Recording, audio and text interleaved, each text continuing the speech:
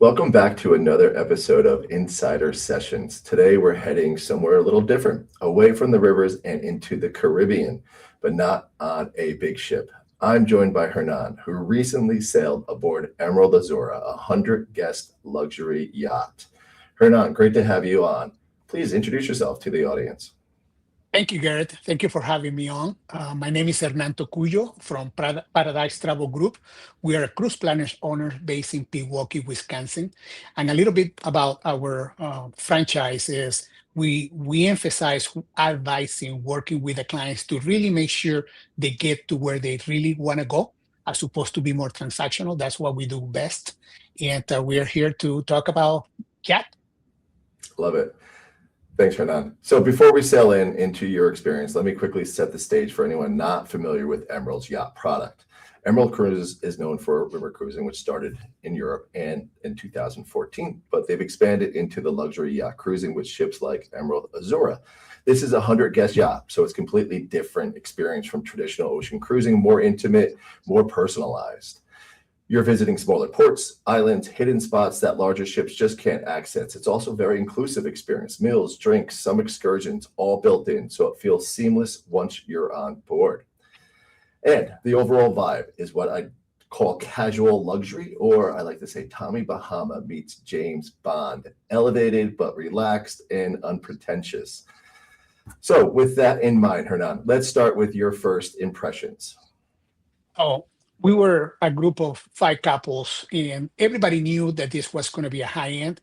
But really, as you walk into the yacht, you really start appreciating how the dynamic is going to be, how spacious the yacht was.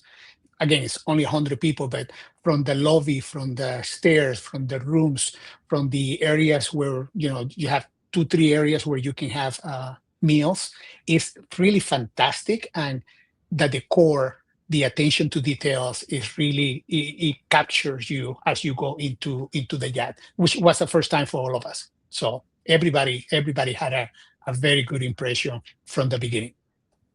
It is a super mega yacht, and when you do see it from afar, from boarding, it is a special ship, and we're excited because we're building more of them. And this is one of our fastest growing products today. Is this small ocean cruising? And I think it is the benefits of the small versus the large. Would you say is worth the experience and worth the price for the yacht versus the big ocean cruises? Absolutely. So you're gonna have an intimate and immersed experience throughout, right? This is not gonna be 4,000 people. This is 100 people, and like as I was saying before, it's so spacious that you don't even run into everybody at any given time, if you will, except for your group, because it's different levels, different areas. It's well distributed, and you have everything you need to really sinking into the full experience of the yacht. And it feels like a private yacht to me and to the people that were traveling with us as well. That is a great way to explain it. It's why it's so popular. So in this itinerary, you hit some incredible smaller ports like Culebra, Okay. Jost Van Dyke, Norman Island, St. Bart's. So what destination surprised you the most, and why? All of them were fantastic. All of them. I've been in Culebra before, but they were we docked in a different area, so I had a different experience because that area was new to me.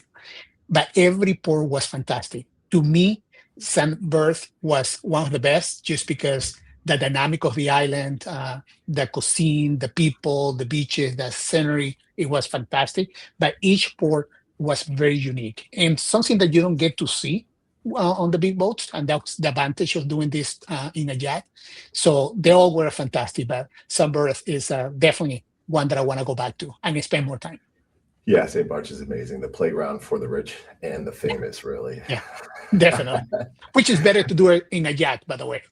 Yes. Was there a moment where you thought this is exactly why you do yacht versus the big ships? Absolutely. And that was, how you travel through some of these islands and really stopping in places that you couldn't anymore. I mean, I remember we were leaving, I think it was Culebra or another island, and I'm in the balcony of my room, and I see these two people in a same island. They're just standing there, right? I mean, it's like a paradise on steroids, and you cannot see that from a big ship because you're too far away, obviously. So it's very unique. It's a very unique experience, which I recommend to everybody. Exactly. And I think let's to tell our audience too is when we are in these towns and villages and ports and islands, we're anchored outside and you are taking the tender or the Zodiacs to the towns and villages and to the beaches. So talking about that, and I think you had to use the Zodiac to get to this Norman Island when we had our beach barbecue with live music. Yeah. What was the vibe like? What was the experience like? Tell us a little bit more about that experience. That was very unique in a sense of, we knew we were going to have that, but it was very surprising when from the captain to all the crew were there serving us champagne. And the Norman Island is divided in two pieces, so to speak. One is more public, if you will, although you can only get there by boat. And the other part was our own private area. And we had lunch and we were having some drinks. And then captain and everybody just come in with all the champagne and start opening the champagne, and we start celebrating. And it was great. It was great. Obviously, a great moment for everybody coming together, picture moment, and very appreciative of the way that they went all about to make us feel welcome, if you will. So it was pretty fun. It is one of the wow moments of a cruise. So we bring all the toys, the paddle boards, the kayaks, the sea bobs. They're passing drinks on the paddle boards, right? The stand-up paddle boards. They have the they do. They put there. That's the bar. That's the bar. Multiple of them, by the way. And from the yacht to the beach, I mean, we're talking a minute or two. It's nothing like you're too far away. Absolutely not. Love it. Yeah, it's one of my favorite experiences. And we'll do that on Jost Van Dyke, Prickly Pear Island, Norman Island. So depending on the cruise, all 8-day Caribbeans will have one of those special moments. So you traveled with 5 other couples, which is a great real world scenario. Did the yacht start to feel more like private experience with that type of group size? What was it like traveling with a group? And is it, do you think, a way you should be traveling? Absolutely. I think this is one of the best ways for groups to travel together, because you feel like your private yacht, right? And it's so spacious. There were a couple other groups there, and everybody had their own area, if you will, and we had dinner on the same table. We got to know everybody, all the waiter and staff. I mean, it was very intimate, yet relaxed. And at the same time, we came together more as a group, so much so that they want to do this again. I love it. Yeah. I mean, cruising is like that in general. If you're as a couple traveling or solo or groups, cruising is a family experience. People all tend to congregate together, start to social together. I mean, the point is everyone doing it is very like-minded, right? So people typically get to know each other, and it becomes one big group event. Cruise event.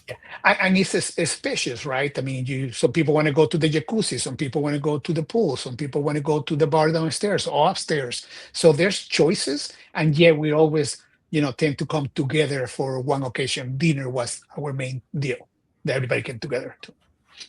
Before we wrap up, is there any one hit wonder that you want to just share with us about your experience before we close out this episode?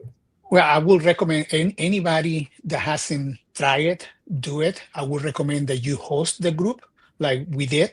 I think it's a unique experience, and it is for the well-traveled, but it's also a very good idea for somebody that just want to experience a cruise, but in a small, intimate setting. This will be perfect. This will be perfect. No motion sickness. Nobody had any motion sickness of any kind. Food is fantastic. I think is for either if you're a couple or a small group, is a great idea to do. I will encourage you to do it, and if you can host your group, even better. Great takeaway, Hernan. Thank you really for your time here. Really appreciate your experience and sharing it. There's a lot of great insight here for both travelers and advisors. For those listening, if you're thinking about something beyond the traditional cruise experience, something more intimate, more immersive, this style of yachting is definitely worth exploring. If you have questions or want to learn more about upcoming sailings or current offers, feel free to reach out to me or connect with Hernan directly. Thank you, Hernan. Thank you. Thank you for having me. You're Appreciate it. welcome. We'll see you on the next Insider session.